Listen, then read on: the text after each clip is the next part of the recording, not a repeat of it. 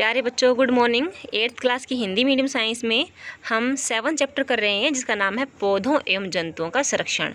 देखो बेटा, पहले इस लेसन का हेडिंग पर समझे क्या है। पौधे एवं जंतु जो हमारे आसपास हैं या हमारे पृथ्वी पर किसी विशेष स्थानों पाए जाते हैं, उनको हम संरक्षण करना चाहते हैं, उनको बचा कर रखना चाहते हैं। क्यों रखना चाहते हैं, उनका क्या महत्व है, वो क्या, उनमें से क्या खास बात है कि हम चाहते हैं वो समाप्त ना हों, वो वृद्धि करें, वो विकास करें, वो अपनी प्रजातियों को बढ़ाएं, नई नई प्रजातियां हमारे सामने आएं। और उनको क्या खतरा है कि हम उनको संरक्षण करना चाहते हैं, उनको संरक्षण करने के क्या क्या तरीके हैं। ठीक है बेटा, तो यानी कि इन सब बातों के बारे में हम पढ़ेंगे कि कौन कौन से विशेष पौधे हमारे यहाँ पाए जाते हैं, हमारे भारत में पाए जाते हैं, कौन कौन से खास जंतु हैं जो पाए जाते हैं, वो समाप्त हो रहे हैं, वो क्यों समाप्त हो रहे हैं, उनको संरक्षण के लिए हम क्या कर सकते हैं। ठीक है बेटा, देखिए हम लेसन स्टार्ट करते हैं यहाँ से। हमने देखा था कि कक्षा 7th में बूझो एवं पहेली प्रोफेसर अहमद एवं टीबू, याद है बेटा, लेसन हमने वो लास्ट लेसन पढ़ा था। टीबू के साथ वन भ्रमण पर गए थे। वह अपने सहपाठियों के साथ अपने अनुभव बांटने के लिए बड़े उत्सुक थे। कक्षा के दूसरे सहपाठी भी अपने अपने अनुभव बांटने के लिए अत्यंत उत्सुक थे, क्योंकि उनमें से कुछ भरतपुर अभयारण्य गए थे, कुछ काजीरंगा राष्ट्रीय उद्यान, लोकचाऊ वन्य जंतु अभयारण्य और ग्रेट निकोबार बायोस्फीयर रिजर्व में गए थे। कुछ जो बच्चे हैं वो बाघ संरक्षित क्षेत्र इत्यादि के बारे में गए थे, इनके बारे में सुना था। राष्ट्रीय उद्यानों, वन्य जंतु अभयारण्यों एवं जैवमंडल आरक्षित क्षेत्रों को बनाने का क्या उद्देश्य है, इसने यहाँ पर जिक्र कर दिया ना बेटा कि भरतपुर अभयारण्य क्या होता है, काजीरंगा राष्ट्रीय उद्यान क्या होता है, लोकचाऊ वन्य जंतु अभयारण्य, ये वन्य जंतु अभयारण्य क्या होता है, बायोस्फीयर रिजर्व क्या होता है। यानी कि चीज़ें जो हैं बच्चों को, मतलब ये है क्या, क्यों बनाई गई हैं ये, वनोन्मूलन एवं इसके कारण क्या। देखो बेटा, राष्ट्रीय उद्यान वगैरह जो ये क्या है, इनका हम आगे जानेंगे। इस प्रश्न को अपने दिमाग में रखना। पहले में देखते हैं कि वनोन्मूलन क्या है, इसे क्या कारण है। हमारी पृथ्वी पर विभिन्न प्रकार के पौधे एवं जंतु पाए जाते हैं। ये मानव जाति के अस्तित्व एवं भली प्रकार से रहने के लिए बेहद आवश्यक होते हैं। आज इन जीवों के अस्तित्व के लिए वनोन्मूलन एक बहुत बड़ा खतरा बन गया है। वनोन्मूलन क्या है बेटा, वनोन्मूलन का अर्थ है वनों को समाप्त करके प्राप्त भूमि का अन्य कार्यों में उपयोग करना। ठीक है ना, क्या उपयोग करना, किस लिए वन काटते हैं, कृषि के लिए, भूमि प्राप्त करने के लिए, घरों एवं कारखानों का निर्माण करने के लिए, फर्नीचर बनाने के लिए, लकड़ी का ईंधन के रूप में प्रयोग करने के लिए। एक और मैं बता दूं, एक बताऊं, एक और इसमें क्या है, इसमें घरों कारखाना, चलो कारखाने आ गया, इसमें एक और अच्छा पॉइंट बन जाएगा कि सड़क और वन आदि बनाने के लिए। हालांकि सड़क और वन बनाने के लिए ना तो पूरे वन को साफ नहीं करते हैं, हम उनके बीच में से भी सड़क जो रेल लाइन है ना वो निकाल लेते हैं, सड़क और रेल लाइन जो है बिछाने के लिए। उसके बाद कह रहा है कि दावानल क्या होता है, जंगल की आग। दावानल एवं भीषण सूखा भी वनोन्मूलन के कुछ प्राकृतिक कारक हैं। क्रियाकलाप 7.1 क्या है, अपनी सूची में वनोन्मूलन के अन्य कारणों को लिखिए तथा इन्हें प्राकृतिक एवं मानव निर्मित कारणों के रूप में वर्गीकृत कीजिए। वनोन्मूलन के परिणाम क्या है। पहेली एवं बूझो ने वनोन्मूलन के परिणाम याद करने का प्रयास किया। उन्हें स्मरण है कि वनोन्मूलन से पृथ्वी पर ताप वनोन्मूलन से पृथ्वी पर ताप एवं प्रदूषण के स्तर में वृद्धि होती है। इससे वायुमंडल में कार्बन डाइऑक्साइड का स्तर बढ़ता है, भौम जल स्तर का निम्नीकरण हो जाता है। देखो बेटा, वनोन्मूलन के क्या प्रभाव है, परिणाम है, ये प्रश्न यहाँ बनेगा।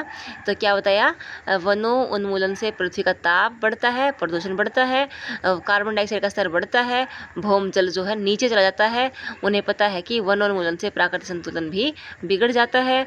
प्रोफेसर अहमद ने उन्हें बताया था कि यदि वृक्षों की कटाई इसी प्रकार चलती रही तो वर्षा एवं भूमि की उर्वरता में कमी आ जाएगी।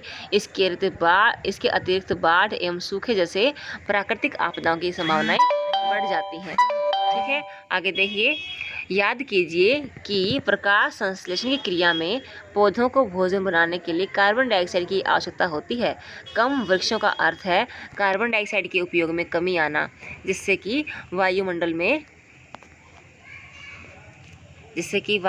में कार्बन डाइऑक्साइड की मात्रा बढ़ जाती है, क्योंकि कार्बन डाइऑक्साइड पृथ्वी द्वारा उत्सर्जित ऊष्मीय विकिरणों का प्रग्रहण कर लेती है। कार्बन डाइऑक्साइड क्या करती है बेटा, पृथ्वी द्वारा छोड़ी गई ऊष्मीय विकिरणों को अपने अंदर सोख लेती है। अतः इसकी मात्रा में वृद्धि के परिणाम स्वरूप तापमान में वृद्धि होती है और इस प्रक्रिया को हम कहते हैं विश्व उष्णन। पृथ्वी के ताप में वृद्धि के कारण जल चक्र का संतुलन बिगड़ता है और वर्षा दर में कमी आती है, जिसके कारण सूखा पड़ता है। मृदा के गुणों में परिवर्तन आने का मुख्य कारण क्या है, वनों उन्मूलन है।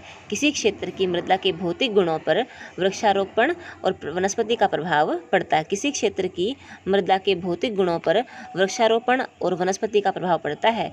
कक्षा 7 का स्मरण कीजिए कि वृक्ष किस प्रकार मृदा अपरदन को रोकते हैं। भूमि पर वृक्षों की कमी होने से मृदा अपरदन अधिक होता है।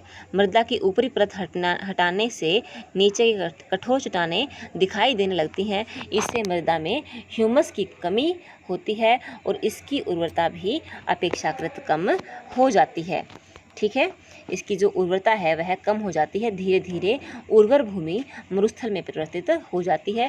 इस प्रक्रिया को मरुस्थलीकरण कहते हैं। क्या होता है मरुस्थलीकरण बेटा, बहुत अधिक बारिश होने से, बाढ़ आने से या फिर बहुत अधिक तेज तूफान, वायु चक्रवात आदि आने से मृदा की जो उपजाऊ परत होती है ऊपर वाली वो हट जाती है और नीचे की कठोर चट्टानें दिखाई देने लगती हैं।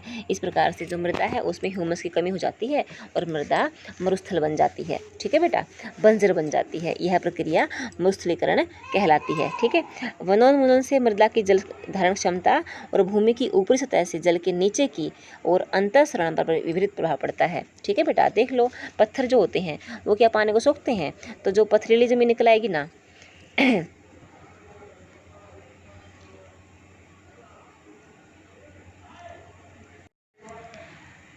वो पथरीली ज़मीन निकल आएगी ना, वो पथरीली ज़मीन पानी का तो अवशोषण करेगी नहीं।